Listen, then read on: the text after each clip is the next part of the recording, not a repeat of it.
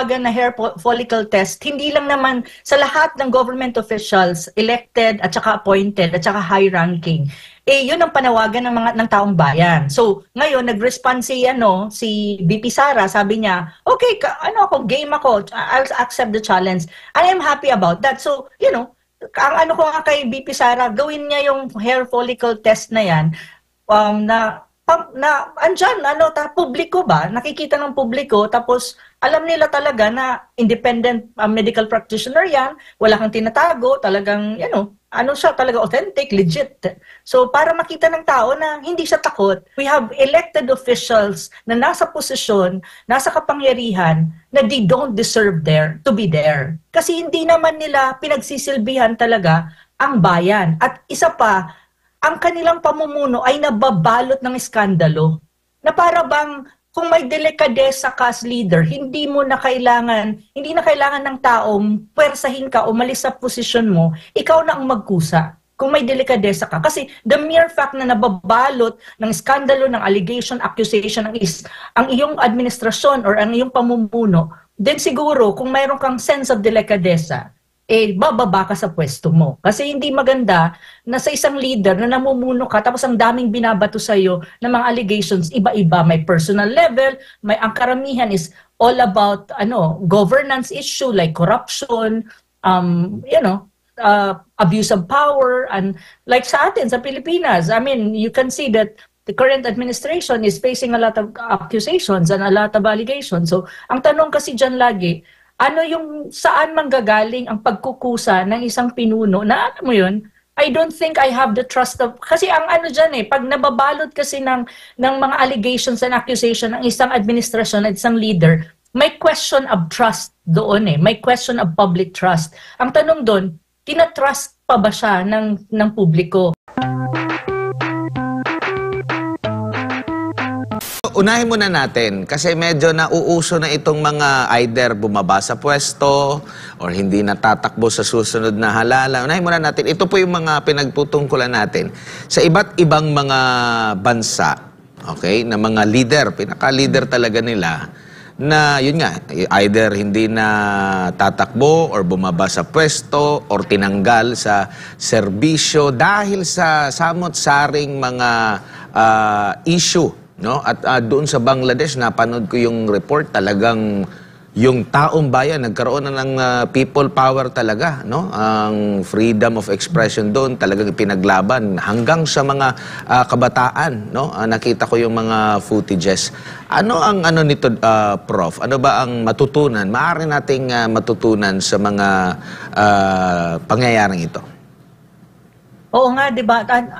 Magandang tanong yan kasi nag-post ako sa social media ko, sa Facebook ko, in-identify ko nga yung mga leaders sa Asia, not only ASEAN, but in Asia. Like for example, yung nangyari sa Bangladesh, ang recent pronouncement, I think, ng Prime Minister ng Japan na mag-step down siya kasi nga nababalot ng scandal ang kanyang pagiging Prime Minister. Tapos sa Thailand, kahapon ba o the other day, nag-rule ang court doon na mariremove din ang isa sa mga leader, pinakamatas na leader nila because parang nag-employ siya ng mga sa kabinete niya or something na ito yung mga convict na convicted of a crime before kasi hindi pwede. And then there's another one sa naman sa Indonesia, isa sa pinakamataas na leader ng isang pinakamalaking political party na involved sa issue naman ng corruption and all that, And even the Bangladeshi Prime Minister was being accused being accused of corruption as well. So may maraming accusations sa kanila. So parang you can see the trend right now in Asia na yung mga figures, mga leaders ay parang nare-remove. At ang common ground nila when you look at them is una yung issue ng corruption, pangalawa issue ng human rights in a sense na may specific human rights na nababiolate ang administrasyon ng leader na yon at nagre-react yung mga tao at saka yung isa pa na very common din if you really look at all of the commonality or what you call the denominator sa mga leaders na to na nare-remove or na-forced to resign or from their office is yung scandal. So ibig sabihin maraming skandalo na nababalot sila at nababalot ang administrasyon nila. So kung anong ibig sabihin nito, anong learnings ng mga Pilipino dito? Unang-una, makikita natin na sa mga bansang ito, the people is taking the responsibility na hindi tanggapin at hindi lang iswallow yung mga nakikita nilang kamalian. So, ibig sabihin, they're standing on what is right. Na, no, kung ikaw ay isang leader na hindi nababagay sa amin dahil nababalot ka ng maraming skandal ng corruption, human rights abuses, abuse of power, and all these things, you don't deserve to be there. And we as people, kailangan mawala ka dyan kasi hindi kami nag-agree. Kami ang naglagay sa'yo dyan. Kami rin ang mag-aalis sa'yo dyan. Kasi we will stand on the right side of things. So parang ganun ang message na makukuha mo kung babasahin mo ang mga information at saka news talaga kung bakit itong mga leaders na to na kumbaga natanggal. And another leader, I think, around March of this year na nag-resign at na-remove, in a way, forced resign siya, is yung isang leader ng Vietnam. Kasi nababalot din ang kanyang, parang may mga allegations sa kanya that related to corruption. So may ganitong mga trend na nangyayari sa Asia. So ang nakikita ko dito, parang political cleansing, parang ang mga tao sa Asia mulat na at nakikita na nila na, we cannot swallow these things. Pag nakikita nila ang something is wrong, hindi ka magandang leader, kailangan kang papalitan ka talaga. So makikita mo yan sa trend sa Asia right now. So yun yung nakikita ko na maging lesson sa Pilipinas na alam mo yun, kasi ang Pilipinas, wag na nating, kumbaga, let's call a spade a spade.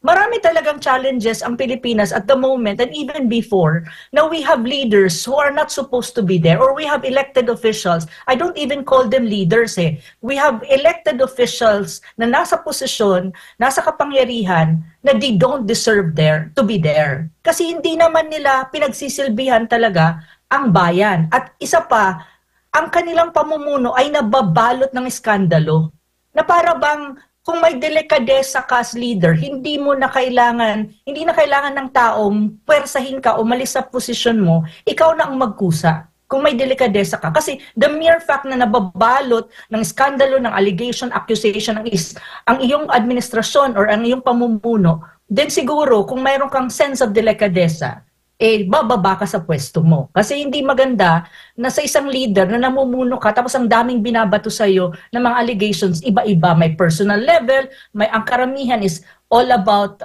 governance issue like corruption,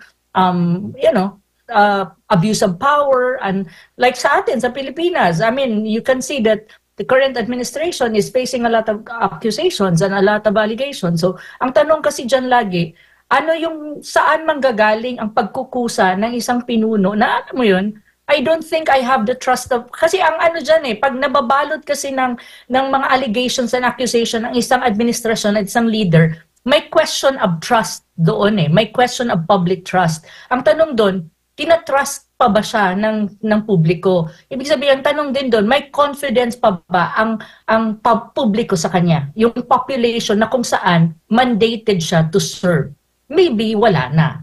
So may ganon pero nasa tao kasi yan nasa sense of delicadeza yan ng isang leader. Kung nakikita, at saka nasa isang leader yan kung may wisdom ka of what you need to do and what is good for the country and even what is good for you.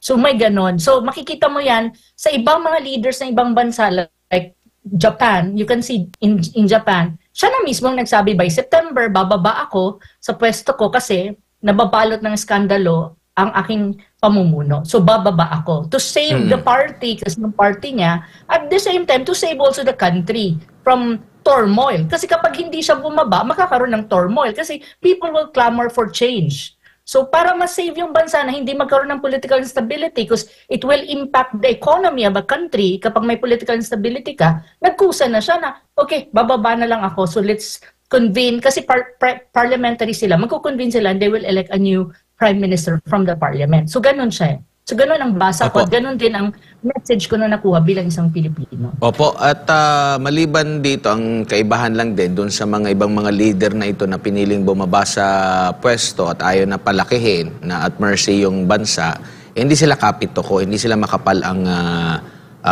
mukha. Ano man naman ang nakikita mo pag dito sa Pilipinas? Iba kasi ang trend dito sa atin, Admar parang balot na sa kumbaga, dami ng binabato, balot ka na sa skandalo, marami ng mga problema ng bayan at the end of the day kasi ang naman talaga diyan kapag maraming hinaharap ang bayan, ang command responsibility nasa leader yan, imbis na either sagutin mo ang accusation, sagutin mo ang mga allegations, deadma lang or di kaya kapit toko. Talagang hahawakan nila yung posisyon nila imbis na magkaroon ng delikadesa or sensitivity man lang. At saka, ang mahirap pa doon, hindi lang hahawakan ang kanilang posisyon.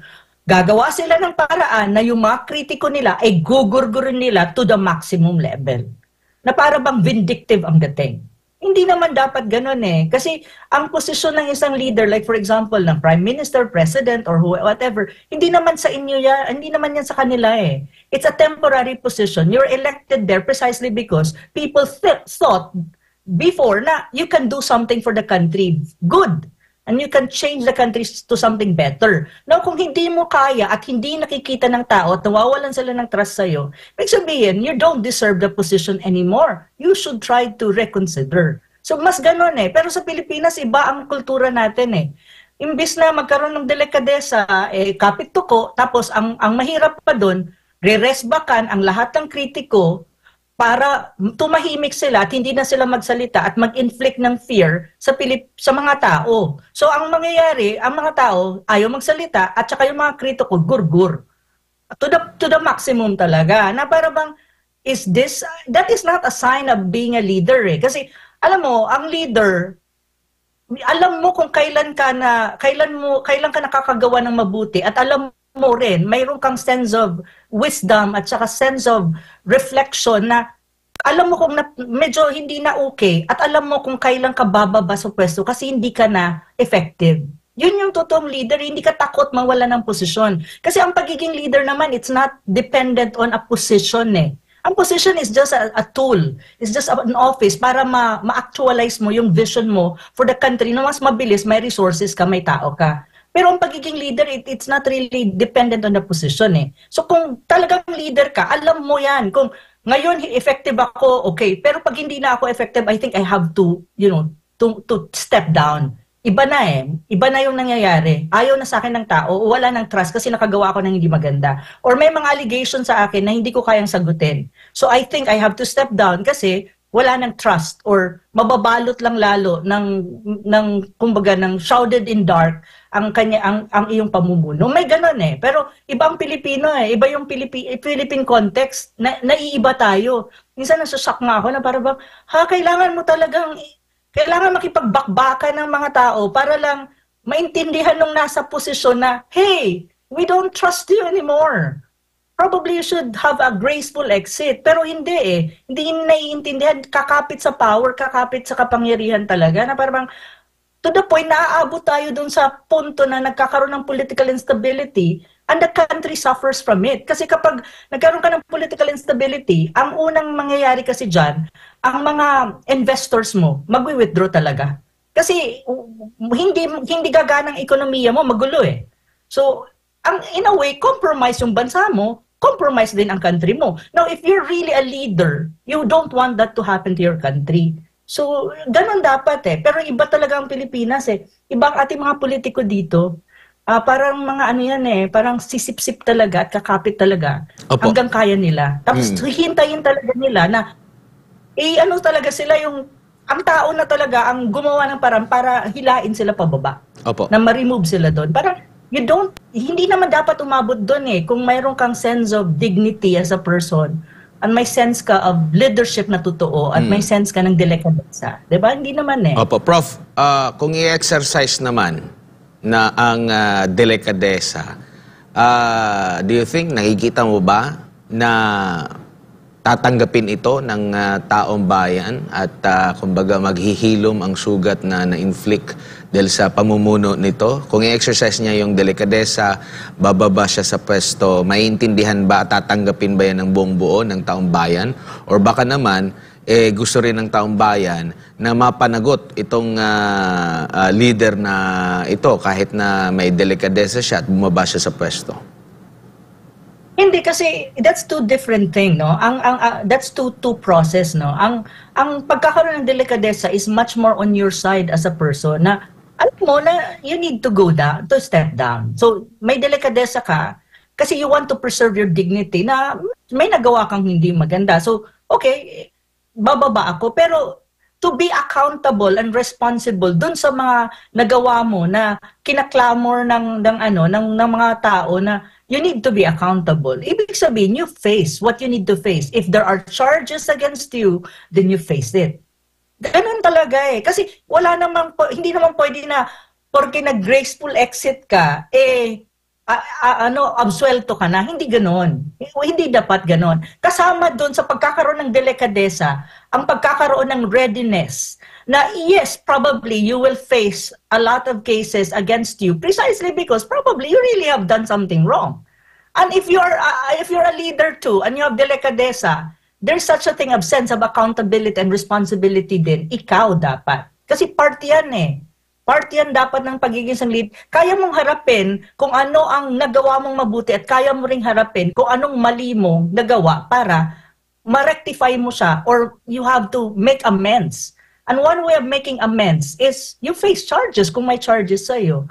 That's part of it eh. Kaya hindi rin pwedeng sabihin na okay, nag-graceful exit ang isang leader na maraming allegations at scandals or whatsoever na tapos na ang boxing. Malaya ka nang gumawa ng whatever. No. Because you need to be accountable. You have to be accountable and responsible. So, you have to face it. Ganon talaga eh. Opo. Ako ganon eh. Ganon talaga yun. Oh.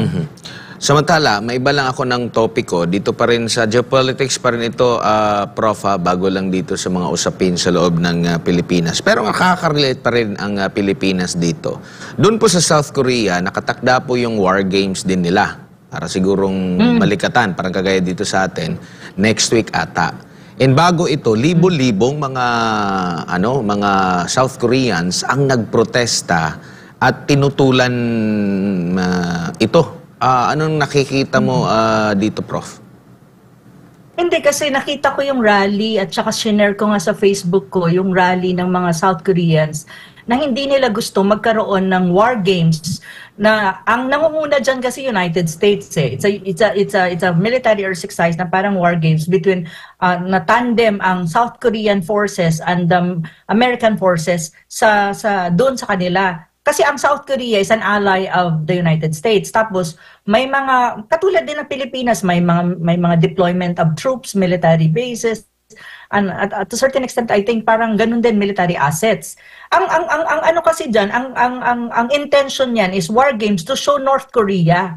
Ang intention kasi is ang ano kasi niyan, ang bola, kumbaga ang pinaparinggan or pinapasaringan ng military exercises na yan na next week na mangyari, ang North Korea. If you really look at it, actually, kung tignan mo ang mga Koreans in general, no, hindi North or South, these are just one race. Magkakapatid yan, or hindi lang yan magpipinsan. They really belong to one race.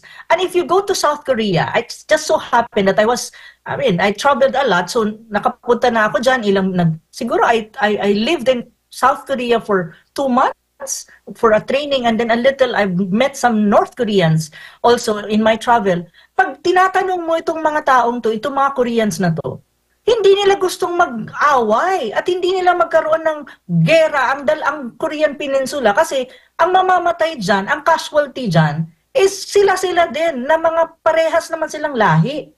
So walang Koreans ang gusto, even the North, magsalpukan sila. Ang gusto nga ng mga Koreans, kung papakinggan mo sila, magkaroon ng reunification. Sino ba ang ayaw sa reunification na yan? It's not necessarily the Koreans. It's really the United States. It's precisely because North Korea is being painted by the United States as evil, just because they have a different political system and a different ideology, which is communism. And that makes them bad already. Because hindi sila liberal democracy tulad ng United States. Kasi itong United States, gusto niya lahat ng bansa sa mundo ay kaparehas niya at mirror image niya. Hindi pwede yun. Kasi kanya-kanya, ang bawat bansa may sarili silang indigenous na mga political system or political system na tingin nila, yun ang nababagay sa kanila at dun nila, yan ang gusto nila. And they have the right to do that precisely because they're a nation state. They're a sovereign nation state. Kung anong gagawin nila sa bansa nila, silang nakakaalam nun. Hindi ka na dapat nakikialam dun. Pero the problem with these Americans is they want the world to be like a mirror image of themselves. Na gusto nila maging, halimbawa, ang North Korea convert also in a liberal democracy. Ganun ang ginagawa na kahit nga sa Afghanistan, di ba? Kahit sa Iraq, kahit sa Syria. Kaya nga nagkaroon ng mga gera-gera dahil dyan sa imperialistic na adhikain ng United States na promotion of democracy in the world. Ang usapin kasi hindi about democracy per se. Ang gusto nila, mirror image ng klase ng democracy na meron sila. But if you really look at the democracy ng kung anong klaseng democracy mayroon ang United States, it's a flawed democracy. Look at them right now. Look at their politics. Look at their economic situation. Look at the people in there. Ang pagiging racist nga lang ng mga Amerikano is not a value of democracy eh. Diba? So ganun ang problema dyan. Kaya yung mga Koreans, they don't want also na yung mga war games na yan kasi directed yan at ang pinapasaringan niya is North Korea. And alam din nila, ang North Korea will not take things sitting down. Magre-respond yan sigurado ako, lalo na yung leader nila. Baka kung din yan, mag-create din yan ng, or din yan, siguro maglo-launch yan ng missile testing or anything. Kasi sigurado ako, pag nag-war games yan, ang North Korea will do something as well. To send a message also to the Americans and the South Koreans na, okay, mag-war games kayo, ready kami. Gusto niyo ng gulo?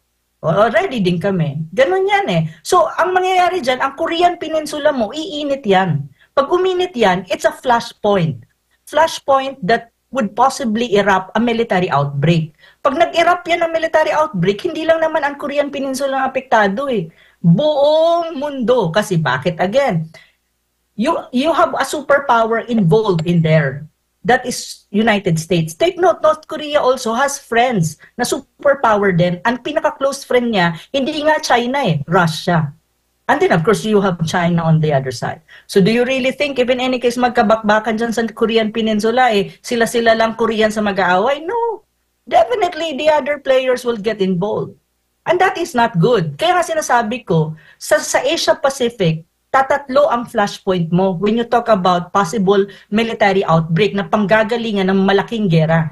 First and foremost is the Taiwan Strait. Second is the South China Sea. Sa Taiwan Strait at South China Sea, involved ang Pilipinas. Kaya nga tayo nag-advocate ng peace, na dapat wala ng EDCA bases kasi involved tayo. May involved tayo dyan dahil sa EDCA bases. Ang pangatlo is Korean Peninsula, which is ngayon, next week, iinit yung lugar na yan dahil dyan sa war games ng United States at South Korean forces. Yan. Opo.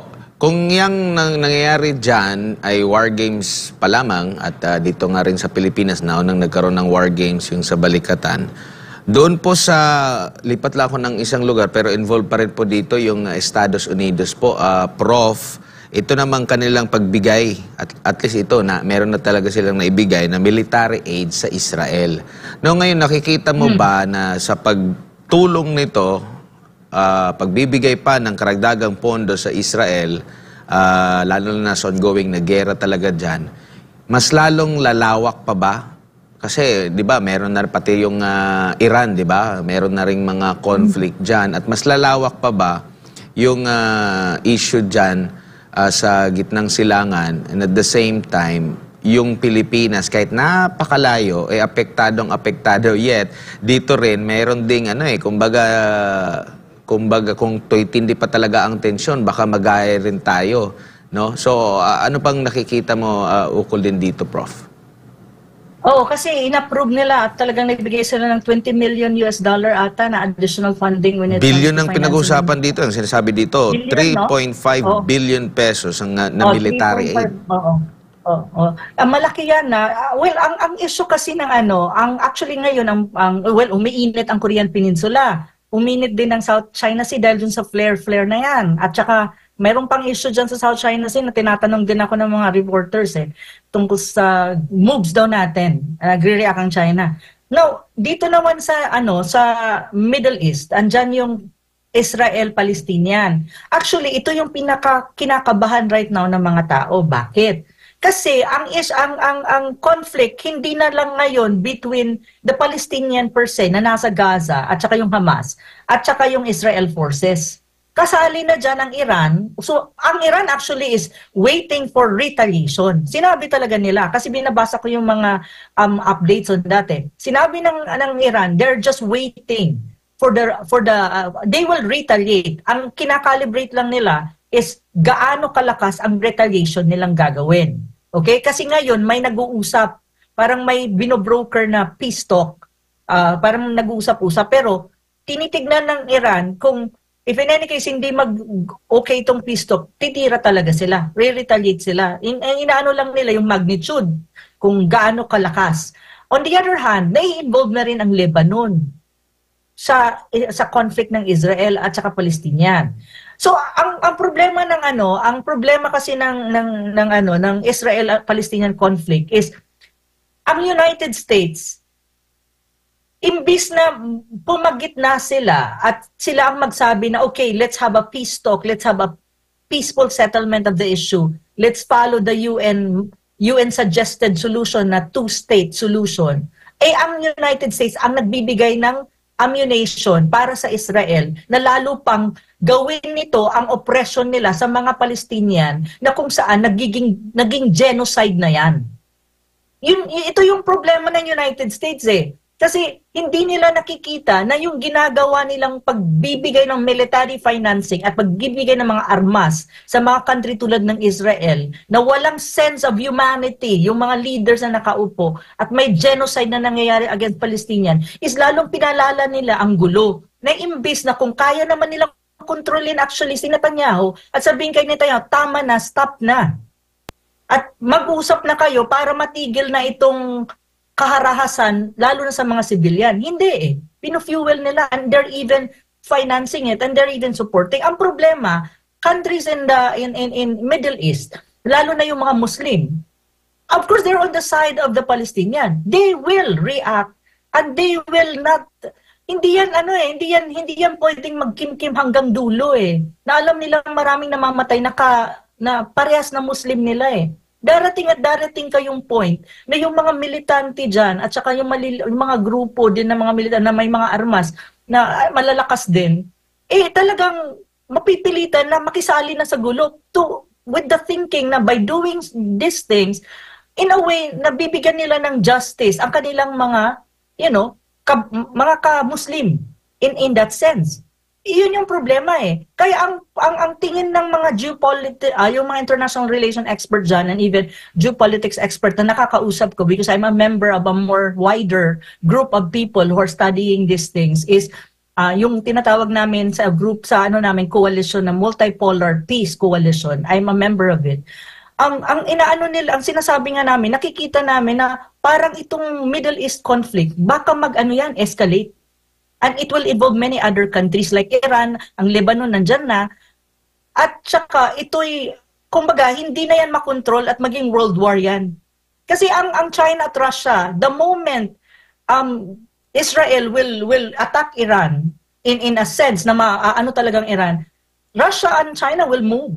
And these two countries will be on the side of the Palestinian, Iran, and other countries who are supporting Palestinian. Definitely that will happen. Kapag na-involve mo na itong malalaking bansa na superpowers, hindi na yan regional, hindi na yan between Ukraine and hindi na yan between Israel and Palestinian alone or Hamas. Malaki yan. Mag-escalate talaga yan into something bigger. Kasi magkakaroon ka ng involvement ng other parties Yun nga sinasabi ko, mahirap kasi yung dynamics kasi andyan ang involvement ng United States. So it's a superpower kasi. Kung ano lang yan, Palestinian lang yan at Israel, medyo contained. 'Di ba? Pero pag nag-involve ang United States, ibang matter yan. Kasi ibig sabihin, other countries also will look at them na, may involvement superpower. So, okay, tignan natin. May involve din kami dyan. Opo, Prof. Kasi magkakakampi-kampi yan eh. Yun yung problema. Yun malaking problema na apektado ang Pilipinas. Kasi bakit? Oil.